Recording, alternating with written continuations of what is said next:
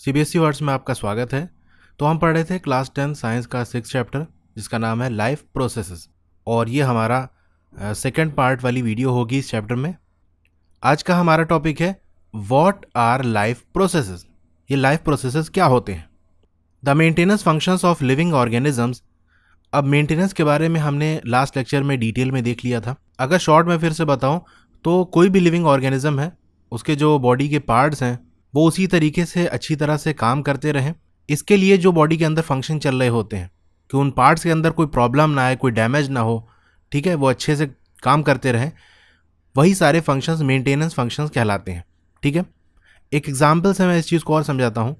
जैसे ह्यूमंस का एग्जाम्पल हम ले लें तो हम लोग क्या करते हैं, ब्रश करते हैं डेली। क्यों करते हैं? ताकि हमारे दांत खराब ना होने पाए और उसी तरह से अच्छे रहें, दांत चमकते रहें। ठीक है, तो हम टीथ को मेंटेन रखने के लिए, ऐसा नहीं कि दांत बहुत ख़राब हो गया तब हम चले ब्रश करने, कुछ लोग ऐसा करते हैं, लेकिन इन जनरल हम डेली ब्रश इसलिए करते हैं ताकि हमारे दांत खराब ना होने पाए। अब कोई 1 साल तक ब्रश ना करे तो सोच सकते हो उसके दांत की हालत क्या होगी। इसी तरह से नहाने को ले लो कि अगर 1 साल तक कोई ना नहाए तो क्या होगा, उसके स्किन वगैरह में इन्फेक्शंस हो जाएंगे, उसके बाल खराब हो जाएंगे। ठीक है, तो इसीलिए हम डेली नहाते हैं ताकि हमारे बॉडी के अंदर कोई ऐसी प्रॉब्लम ना आने पाए। तो ये तो वो मेंटेनेंस हो गया जो बाहरी तौर पर हम करते हैं। इससे आप मेंटेनेंस क्या है ये थोड़ा समझ गए होंगे। लेकिन यहाँ पर जो हम मेंटेनेंस देखेंगे वो जो बॉडी के अंदर एक लिविंग ऑर्गेनिज्म के अंदर ऑटोमेटिकली हो रहे होते हैं, और वो इतने इंपॉर्टेंट होते हैं कि अगर वो फंक्शंस ना हो, वो मेंटेनेंस वाले फंक्शन जो बॉडी के अंदर ऑटोमेटिकली हो रहे हैं वो ना हो, तो वो लिविंग ऑर्गेनिज्म जिंदा नहीं रह सकता, उसकी डेथ हो जाएगी। अब जैसे अगर कोई ब्रश ना करे और कोई ना नहाए तो मर नहीं जाएगा वो। लेकिन जिस फंक्शंस की हम पूरे इस चैप्टर में डिस्कशन करेंगे वो ऐसे फंक्शंस हैं जो जिंदा रखने के लिए ज़रूरी हैं। ठीक है, तो किसी भी लिविंग ऑर्गेनिज्म के अंदर ये मेंटेनेंस वाला जो फंक्शन है must go on even when they are not doing anything particular. तो मेंटेनेंस वाला जो फंक्शन है ना, वो लिविंग ऑर्गेनिज्म के अंदर हर वक्त होते रहना चाहिए, चाहे वो कुछ कर रहे हो ना या ना कर रहे हो। जैसे अगर अपना एग्जाम्पल ले लें, हम खाली बस बैठे हुए हैं, सिटिंग इन क्लास, या फिर हम सो रहे हैं, उस टाइम भी ये मेंटेनेंस वाली जो जॉब है, मेंटेनेंस वाला जो फंक्शन है वो होते रहना चाहिए। क्योंकि अगर हम भले ही हम सो रहे हों या सिर्फ बैठे ही हों, उसके बावजूद भी हमारे बॉडी के अंदर बहुत से ऑर्गन्स हैं जो कॉन्टिन्यूसली वर्क कर रहे हैं। जैसे हार्ट हमारा ब्लड पंप कर रहा है जब हम सो रहे हैं, तब भी सांस हम ले रहे हैं तो हमारा लंग्स काम कर रहा है। ठीक है, तो अगर बॉडी के पार्ट्स वर्क कर रहे हैं, काम कर रहे हैं, तो सीधी सी बात उसकी मेंटेनेंस भी हर वक्त होती रहनी चाहिए। तो यही बात कही जा रही है कि मेंटेनेंस जो जॉब है वो लिविंग ऑर्गेनिज्म के अंदर हर वक्त होती रहनी चाहिए। The processes which together perform this maintenance job our life processes. अभी मेंटेनेंस वाला काम बहुत तरीके से हो रहा होगा बॉडी के अंदर, अलग अलग पार्ट्स में अलग अलग हिसाब से। ठीक है, बहुत सारे प्रोसेस चल रहे होंगे जो उस मेंटेनेंस वाली जॉब को पूरा कर रहे होंगे। तो उन सारे प्रोसेसेस को हम मिला लें तो वही कहलाएंगे हमारे लाइफ प्रोसेसेस। इसको दूसरी तरह से भी डिफाइन किया जा सकता है और एग्जाम वगैरह में आप ये डिफिनेशन लिख सकते हो जो मैं बताने जा रहा हूँ। The basic functions perform by living organisms to maintain their life on this earth are called life processes. तो किसी भी लिविंग ऑर्गेनिज्म के द्वारा जो बेसिक से काम किए जा रहे होते हैं, वो काम जो उसके जिंदा रखने के लिए ज़रूरी है ताकि वो जिंदा रह सके, तो ऐसे सारे प्रोसेसेस को हम क्या कहते हैं? लाइफ प्रोसेसेस, यानी ये जिंदा रखने के लिए ज़रूरी है। एग्जाम्पल क्या है? Nutrition, respiration, transportation and excretion. इसी को हम देखेंगे अभी आगे। ठीक है, तो ये डिफिनेशन एग्जाम में इस तरह से आप लिख सकते हो। अब ये जो मेंटेनेंस प्रोसेसेस हैं ये क्यों ज़रूरी हैं? इसलिए ताकि ये प्रिवेंट कर सकें डैमेज और ब्रेकडाउन, यानी बॉडी के अंदर कोई डैमेज ना हो पाए, कोई ब्रेकडाउन ना हो पाए, कुछ टूटे फूटे ना, इसके लिए मेंटेनेंस जॉब होती रहनी चाहिए। ठीक है, इसलिए ज़रूरी है। तो 1 मार्क्स का क्वेश्चन इस तरह से बन सकता है कि why maintenance processes are necessary. तो इसलिए है because they prevent damage and breakdown. वैसे इस टॉपिक से जो आज का हमारा डिस्कशन है, इतना एग्जाम से डायरेक्ट क्वेश्चन नहीं आते, क्योंकि यहाँ पर जो भी हम आगे चैप्टर में पढ़ने वाले हैं उसका एक इंट्रोडक्शन है, तो डायरेक्टली मेन टॉपिक से ही आ जाता है। लेकिन फिर भी एक शॉर्ट सा इंट्रोडक्शन है जो कि ज़रूरी है आपको समझना। ठीक है, तो अब मेंटेनेंस प्रोसेस के लिए एनर्जी की भी ज़रूरत पड़ेगी। भाई ऐसे समझो, हमें एनर्जी कहाँ से आती है? खाने से आती है ना। अब 2 दिन तक आप ना खाओ, 3 दिन तक खाना ना खाओ, तो अब क्या होगा? कुछ काम कर सकते हो? आप पड़े रहोगे, उठ नहीं सकते, बेहोशी जैसी हालत हो जाएगी। ठीक है, तो हमें फूड नहीं मिलेगा तो एनर्जी नहीं मिलेगी, और एनर्जी नहीं मिलेगी तो आप कोई काम नहीं कर सकते। जो बाहरी मेंटेनेंस वाला जो मैंने एग्जांपल दिया था ना, ब्रश करना और नहाना, ये दोनों काम भी आप नहीं कर सकते क्योंकि आप बिस्तर से उठ ही नहीं पाओगे, इतनी आपके अंदर ताकत नहीं रहेगी। तो जब आप बिना एनर्जी के बाहरी मेंटेनेंस वाला काम नहीं कर सकते, तो जो बॉडी के अंदर ऑटोमेटिकली मेंटेनेंस वाला प्रोसेस हो रहा है वो बिना एनर्जी के कैसे हो सकता है।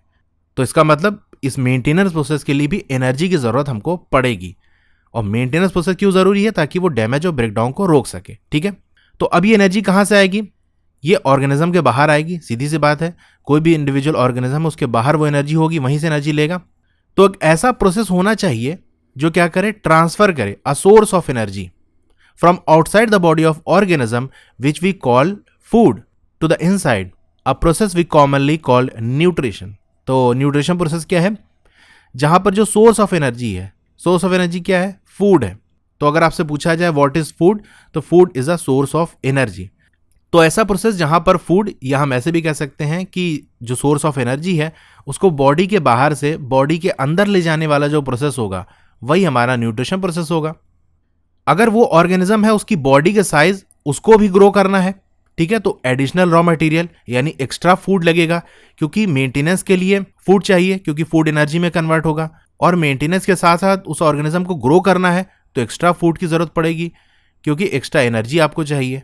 ठीक है, अब अर्थ पे जो लाइफ है वो डिपेंड है कार्बन बेस्ड मॉलिक्यूल्स, यानी अर्थ पे जो जिंदगी है, कोई भी लिविंग थिंग इसलिए है क्योंकि यहाँ पर अर्थ पर ऐसे मॉलिक्यूल प्रेजेंट हैं जिनके अंदर कार्बन है। ठीक है, जैसे आपका कार्बन डाइऑक्साइड हो गया CO2, उसके अंदर क्या है? कार्बन है। ग्लूकोज ले लो, C6H12O6, वहाँ कार्बन प्रेजेंट है। ठीक है, तो अर्थ पर जो लाइफ है वो कार्बन बेस्ड मॉलिक्यूल की वजह से है, यानी वो मॉलिक्यूल्स जिसके अंदर कार्बन प्रेजेंट है ना होते तो कोई जिंदा चीज अर्थ पे ना होती। तो जब इतनी जगह पर कार्बन प्रेजेंट है हर जगह, इसीलिए जो ज्यादातर फूड सोर्सेस है जहां से हमको खाना मिलता है वो भी कार्बन बेस्ड है। Depending on the complexity of these carbon source, different organism can use different kinds of nutritional process. तो हमने देखा कि न्यूट्रिशन क्या होता है, ये न्यूट्रिशनल प्रोसेस क्या होता है? खाने को बॉडी के बाहर से बॉडी के अंदर ले जाने वाला प्रोसेस ये होता है। अब सारे जो लिविंग ऑर्गेनिज्म है उसका जो न्यूट्रिशन वाला प्रोसेस है वो सेम नहीं होता। तो अब डिफरेंस कैसे होता है?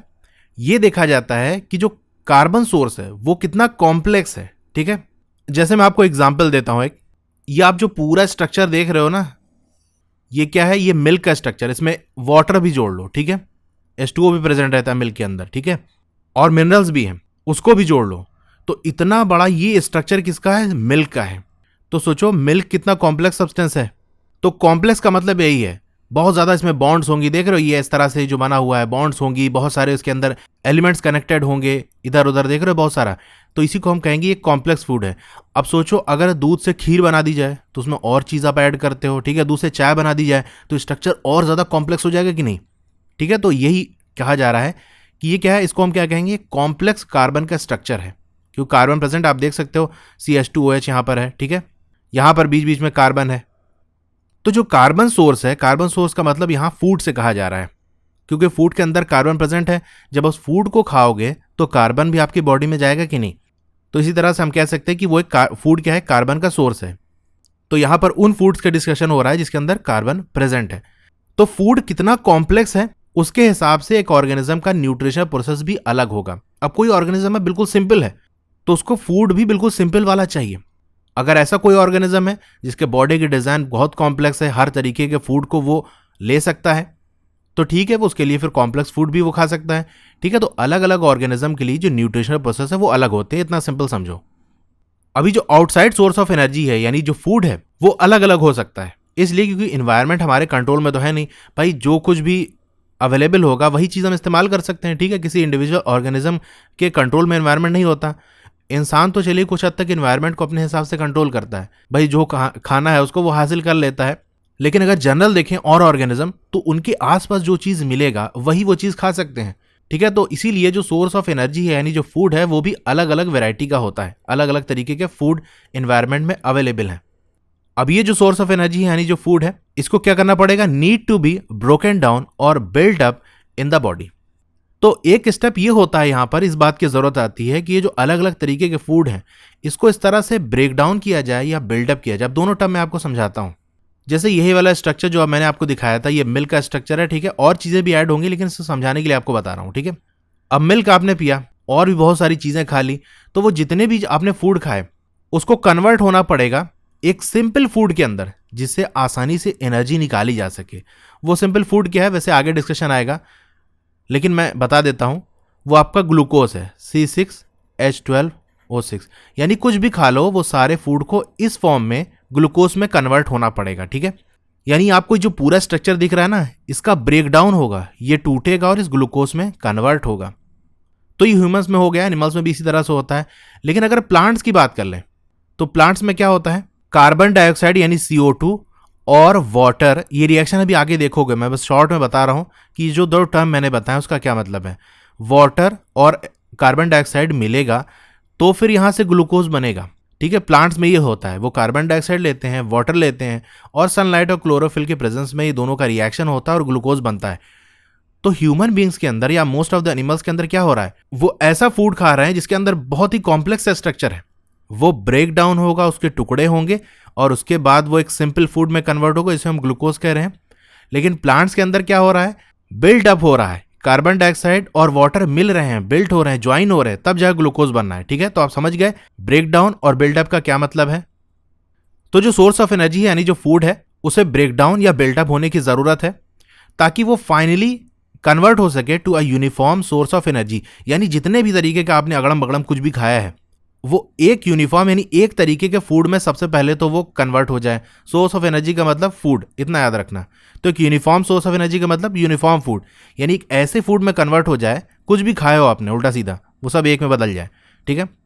आपने चाय पी, आपने समोसा खाया, आपने कुछ भी खाया, चाट खाया, वो सारा किस में कन्वर्ट हो जाए, एक यूनिफॉर्म फूड के अंदर। और वो यूनिफॉर्म फूड क्या है आपका, ग्लूकोज है। तो ग्लूकोज में सबको कन्वर्ट होना है, सबसे पहली बात। That can be use for the various molecular movement needed for maintaining living structure. तो जब ग्लूकोज में कन्वर्ट हो जाएगा, यानी एक यूनिफॉर्म सोर्स ऑफ फूड में कन्वर्ट हो जाएगा, तो उस फूड से फिर एनर्जी निकाली जा सकती है। और वो एनर्जी कहाँ इस्तेमाल होगी, जो मॉलिक्यूल्स की मूवमेंट है ना, उसको कराने में। क्योंकि हम पढ़ चुके हैं, मॉलिक्यूल्स की मूवमेंट होगी तभी कोई चीज़ लिविंग रह पाएगी। मॉलिक्यूलर मूवमेंट बंद हो गई तो फिर उसकी डेथ हो जाएगी। तो मॉलिक्यूलर मूवमेंट कराने के लिए यही जो यूनिफॉर्म सोर्स ऑफ एनर्जी है उसकी ज़रूरत पड़ेगी। और फिर इस ग्लूकोज से जो एनर्जी निकाली जाएगी वो वाले मॉलिक्यूल्स भी यूज़ करेंगे जो कि बॉडी को ग्रो कराने में मदद कर रहे हैं, ठीक है। तो वो मॉलिक्यूल जो जिंदा रखने के लिए मदद कर रहे हैं और वो मॉलिक्यूल्स जो ग्रो कराने में मदद कर रहे हैं, इनको एनर्जी कहाँ से मिलेगी, उसी ग्लूकोज से मिलेगी, ठीक है। अब किसी भी फूड से एनर्जी निकालने के लिए आपको केमिकल रिएक्शन करानी पड़ेगी, ठीक है। और सीरीज ऑफ केमिकल रिएक्शन की जरूरत होगी बॉडी को, और उन्हीं रिएक्शन में से एक रिएक्शन है ऑक्सीडाइजिंग रिड्यूसिंग रिएक्शन है। ये मोस्ट कॉमन केमिकल रिएक्शन है और इस रिएक्शन की वजह से, यानी ये जो ऑक्सीडाइजिंग रिड्यूसिंग रिएक्शन है, इसकी मदद से मॉलिक्यूल्स को ब्रेक किया जाता है। अब कैसे किया जाता है ये हम डिटेल में जब टॉपिक पढ़ेंगे तो वहाँ आपको रिएक्शन दिखाई जाएगी कि हाँ ये रिएक्शन हो रही है और इस तरह से ब्रेकडाउन हो रहा है। यहाँ बस इतना याद रखना है कि केमिकल रिएक्शन होगी, खासतौर से जो ऑक्सीडाइजिंग रिड्यूसिंग रिएक्शन है, इसकी वजह से मॉलिक्यूल्स का ब्रेकडाउन होगा। अब ब्रेकडाउन कैसे होगा, उसके लिए ऑर्गेनिज्म को ऑक्सीजन की जरूरत पड़ेगी। भाई ऐसे नहीं कि कोई मॉलिक्यूल सिंपल टूट गया, उसके लिए ऑक्सीजन की जरूरत पड़ेगी। और ऑक्सीजन कहाँ है, आउटसाइड द बॉडी, तो वहां से उसको मिलेगी, जरूरत पड़ेगी। तो जो प्रोसेस है acquiring oxygen from outside the body and to use it in the process of breakdown of food source for cellular needs is what we called respiration। तो respiration क्या है, वो प्रोसेस है जिसके जरिए से हम एक तो ऑक्सीजन जो कि हमारे एनवायरनमेंट में बाहर है, बॉडी के बाहर है, उसको हासिल करते हैं, फिर उस ऑक्सीजन को यूज करते हैं मॉलिक्यूल्स को ब्रेक करने के लिए, और ब्रेक करके फिर उससे एनर्जी निकलेगी और वो एनर्जी फिर सेल यूज करेगा। ये पूरी रिएक्शन डिटेल में आगे हम रेस्पिरेशन वाले टॉपिक में देखेंगे, ठीक है। तो एक छोटा सा आइडिया लग गया होगा कि रेस्पिरेशन क्या है। अगर इसमें कोई कंफ्यूजन है, डाउट है, तो टेंशन लेने की बात नहीं है, सारा चीज अभी डिटेल में आगे आएगा। अब अगर कोई सिंगल सेल्ड ऑर्गेनिज्म है, यानी एक ऐसा ऑर्गेनिज्म है, लिविंग ऑर्गेनिज्म है जिसके पास एक ही सेल है, तो उसको किसी खास ऑर्गन की जरूरत नहीं पड़ेगी जिसके जरिए वो फूड को बॉडी में ले जा सके या गैसेस को एक्सचेंज कर सके, यानी गैस बॉडी के अंदर आना और बाहर निकालना, इसके लिए भी कोई खास ऑर्गन की उसको ज़रूरत नहीं पड़ेगी। और ना ही जो बॉडी के अंदर वेस्ट मटेरियल बन रहा है उसको बाहर निकालने के लिए, उसको रिमूव करने के लिए भी कोई खास ऑर्गन की ज़रूरत नहीं पड़ेगी। क्यों नहीं पड़ेगी, क्योंकि उसकी जो पूरी सरफेस है उस ऑर्गेनिज्म की, वो इन्वायरमेंट के कॉन्टैक्ट में है, ठीक है। जैसे अमीबा का केस है, अभी आगे देखोगे। तो ऐसे कोई सिंगल सेल का ऑर्गेनिज्म है तो उसका जो सरफेस है वो पूरी इन्वायरमेंट के कांटेक्ट में है। तो उसको जब भी खाना चाहिए होगा, यहाँ खाना होगा तो यहाँ से ले लेगा, यहाँ खाना होगा तो यहाँ से ले लेगा। इस तरह गैसेस कहीं से भी एक्सचेंज हो जाएगी, कोई टेंशन की बात नहीं है। और वेस्ट मटेरियल कहीं पर भी रिलीज कर देगा, क्योंकि उसका जो पूरी सरफेस है उस ऑर्गेनिज्म की वो इन्वायरमेंट के कांटेक्ट में है। लेकिन अगर बॉडी का साइज किसी भी ऑर्गेनिज्म का बड़ा हो जाए और उसका डिज़ाइन और ज़्यादा कॉम्प्लेक्स हो जाए तो क्या होगा? जैसे मल्टी सेलुलर ऑर्गेनिज्म की हम बात कर लें, इनका क्या होता है, साइज बड़ा होता है और बॉडी बहुत ज़्यादा कॉम्प्लेक्स होती है। जैसे ह्यूमन की बात कर लो, हाथ पैर आंख नाक और पता नहीं क्या क्या बॉडी के अंदर पार्ट्स हैं, ठीक है, तो कॉम्प्लेक्स सिस्टम है। उस केस में सारे ही सेल वो डायरेक्टली कॉन्टैक्ट में नहीं होंगे सराउंडिंग इन्वायरमेंट के, ठीक है, हमारे आसपास जो इन्वायरमेंट है उसके कॉन्टैक्ट में उसके सारे सेल नहीं होंगे, यानी मल्टी सेलुलर ऑर्गेनिज्म के। तो जो सिंपल डिफ्यूजन वाला प्रोसेस है ना, will not meet the requirements of all cell. तो सारे सेल की जरूरत सिंपल डिफ्यूजन से नहीं हो पाएगी। डिफ्यूजन क्या होता है, आपने पढ़ा होगा, कोई भी पार्टिकल जब हायर कंसंट्रेशन से लोअर कंसंट्रेशन की तरफ बढ़ते हैं तो उसी को हम डिफ्यूजन कहते हैं। जैसे हमने ये यूनिसेलुलर वाला एग्जाम्पल लिया था ना, एक सेल है तो गैसेस कैसे लेगा, इसके एनवायरनमेंट में आसपास ऑक्सीजन ज़्यादा होगी और इसकी बॉडी के अंदर कम, तो ऑक्सीजन अपने आप इसके अंदर पहुंच जाएगी, ठीक है। इसी तरह जो चीज़ की बॉडी के अंदर ज़्यादा होगी, इन्वायरमेंट में कम होगी, तो ये बॉडी से निकल के इस तरफ आ जाएगी। यही डिफ्यूजन का प्रोसेस होता है, जहाँ ज़्यादा है वहाँ से कम वाली जगह पर पहुँच जाना। तो अब सारे सेल कॉन्टैक्ट में नहीं है। जैसे मैं ड्रॉ करूँ, एक ऑर्गेनिज्म है ये, ठीक है, इसके बहुत सारे सेल हैं। तो अब ये देखो, ये वाला जो सेल है और ये वाले और ये तीनों सेल क्या है, ये इन्वायरमेंट से बिल्कुल कॉन्टैक्ट में नहीं है, ठीक है। इनको अगर फूड चाहिए होगा या इनको गैस चेंज करनी पड़ेगी या इनको वेस्ट मटेरियल निकालना पड़ेगा, तो ये कैसे करेंगे? तो डायरेक्ट डिफ्यूजन से नहीं हो सकता, क्योंकि इन्वायरमेंट के कांटेक्ट में नहीं है ना, इसके आसपास तो सेल हैं। तो ये बात आप समझ गए। अगर सिंगल सेल का ऑर्गेनिज्म है तो डिफ्यूजन के जरिए सिंपल उसको किसी ऑर्गन की जरूरत नहीं पड़ेगी, वो डायरेक्ट इन्वायरमेंट के अंदर वो सारा काम अपना करता रहेगा। लेकिन अगर मल्टी सेलुलर ऑर्गेनिज्म है तो उसके सारे सेल इन्वायरमेंट के कॉन्टैक्ट में नहीं होंगे। जैसे ह्यूमन का एग्जाम्पल ले लें, तो आपके जो बोन में हड्डी में जो सेल है वो तो इन्वायरमेंट के कॉन्टैक्ट में नहीं है ना, उसको फूड चाहिए होगा, उसको गैस चाहिए होगी, तो वो कैसे लेगा? हम ये पहले देख चुके हैं, आप जूनियर क्लासेस में देखे होंगे कि जो मल्टी सेलुलर ऑर्गेनिज्म है उसके जो अलग अलग बॉडी के पार्ट्स हैं उनका अपना एक स्पेशल फंक्शन होता है, ठीक है, जिसे वो परफॉर्म करते हैं, उसी में वो माहिर होते हैं। और आप स्पेशलाइज टिश्यू के आइडिया से भी फेमिलियर होगे, आप जानते होगे, आपने लास्ट ईयर पढ़ा होगा अलग अलग टाइप्स के जो टिश्यूज होते हैं उनके क्या फंक्शन होते हैं। उसको यहाँ पर इतना डिटेल में हमको नहीं जानना, वो अपने चैप्टर के हिसाब से इतना काम का नहीं है, वरना मैं आपको बता देता फिर से, ठीक है। तो बस इतना समझो कि अलग अलग बॉडी के पार्ट्स का एक मल्टी सेलुलर ऑर्गेनिज्म में अलग अलग उसके जो बॉडी के पार्ट्स हैं उसका फंक्शन अलग अलग होता है। उसके अंदर जो टिश्यूज होते हैं वो भी अलग अलग पर्पज़ के लिए बने हुए होते हैं और एक खास तरीके से वो बॉडी के अंदर ऑर्गेनाइज रहते हैं, ठीक है। तो जब आप ये बात जानते हो तो आपको ये ताज्जुब नहीं होगा कि जो खाना लेने का प्रोसेस है और ऑक्सीजन लेने का प्रोसेस है वो भी क्या होगा, फंक्शन ऑफ स्पेशलाइज्ड टिश्यू, यानी खास तरीके के टिश्यू होंगे, उनकी मदद से वो मल्टी सेलुलर ऑर्गेनिज्म खाना लेगा और उन्हीं की मदद से वो ऑक्सीजन लेगा, ठीक है। तो एक ग्रुप होगा टिश्यूज का, जिसे हम कह सकते हैं पूरा एक ऑर्गन होगा। अब ह्यूमन का एग्जाम्पल ले लो, हम खाना हमको चाहिए होता है तो हम कहीं से भी थोड़ी ना खाना खा लेते हैं।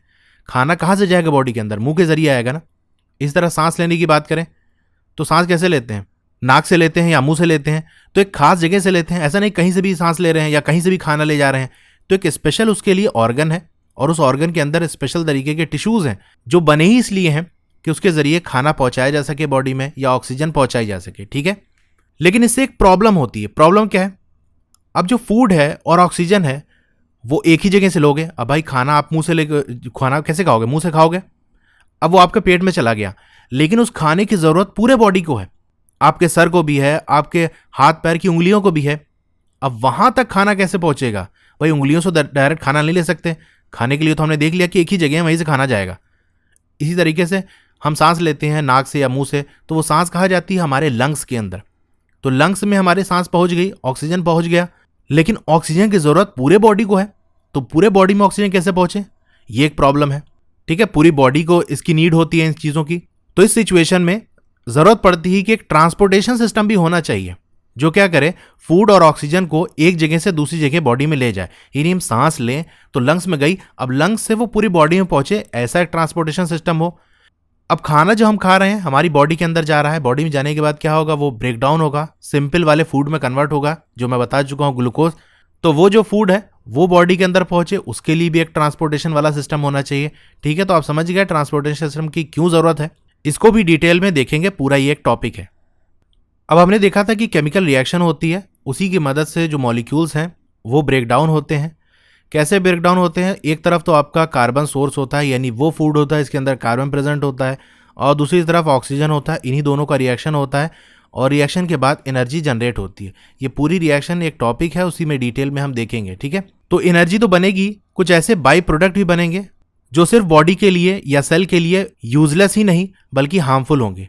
यानी ऐसे वेस्ट और बेकार चीज़ें भी एनर्जी के साथ साथ बन जाएंगी रिएक्शन की वजह से, जो यूजलेस तो है ही, उसका काम तो है नहीं, ना सेल को ना बॉडी को, बल्कि वो हार्मफुल भी हैं कि उनको निकालना ज़रूरी है। ऐसा नहीं कि चलो किसी काम का नहीं है तो बैठे रहने दो, पड़े रहने दो, नहीं, उसका निकलना बहुत ज़रूरी है, क्योंकि यह बॉडी के लिए और सेल के लिए नुकसानदेह है, हार्मफुल है। तो इसीलिए ज़रूरी है कि यही जो वेस्ट बाय प्रोडक्ट बन रहा है, फालतू की चीज़ें जो बन रही है, इसको बॉडी से रिमूव किया जाए, बॉडी के बाहर निकाला जाए। तो यही जो बाहर निकालने वाला प्रोसेस होता है उसे हम एक्सक्रीशन कहते हैं, ठीक है। डिटेल में इसको भी आगे देखेंगे। Again, if the basic rules for body design in multicellular organism are followed. अब जो बेसिक रूल है डिजाइन का, कि जैसे मल्टी सेलुलर ऑर्गेनिज्म है, उसके अंदर अलग अलग फंक्शन के लिए अलग अलग बॉडी के पार्ट्स बनेंगे, अलग अलग ऑर्गन बनेंगे, उन ऑर्गन के अंदर अलग अलग तरीके के स्पेशल टिश्यू बनेंगे, ठीक है। ये बेसिक सा रूल है मल्टी सेलुलर ऑर्गेनिज्म का, कि भैया खाना लेने के लिए, खाना बाहर निकालने के लिए, एनर्जी बनाने के लिए हर किसी के लिए अलग अलग बॉडी के पार्ट्स होने चाहिए। तो इसीलिए एक स्पेशलाइज्ड टिश्यू होना चाहिए इस एक्सक्रीशन प्रोसेस के लिए भी, ठीक है। एक्सक्रीशन वाले प्रोसेस के लिए भी एक स्पेशल टिश्यू डेवलप होगा जो इस एक्सक्रीशन वाले प्रोसेस को कराएगा, यानी वेस्ट मटेरियल को बॉडी से बाहर निकालेगा। इसका मतलब यह है कि फिर से एक बार ट्रांसपोर्टेशन की जरूरत पड़ेगी हमको, need to transport waste away from the cell to this excretory tissue. तो ये जैसे हमने मल्टी सेलुलर ऑर्गेनिज्म हमने बना लिया, ठीक है। तो उसका एक बॉडी के पार्ट मान लो यहां पर से एक्सक्रीशन प्रोसेस होगा, जो भी वेस्ट मटेरियल होगा वो यहां से निकलेगा। तो अब इस सेल पे जो वेस्ट मटेरियल बनना है उसको ट्रांसपोर्ट होकर यहाँ पहुँचना चाहिए, यहाँ से पहुँचना चाहिए, ठीक है, यहाँ से ट्रांसपोर्ट होकर यहाँ पहुँचना चाहिए। तो फिर से वेस्ट मटेरियल को बॉडी से बाहर निकालने के लिए एक ट्रांसपोर्टेशन सिस्टम की ज़रूरत पड़ेगी, ठीक है।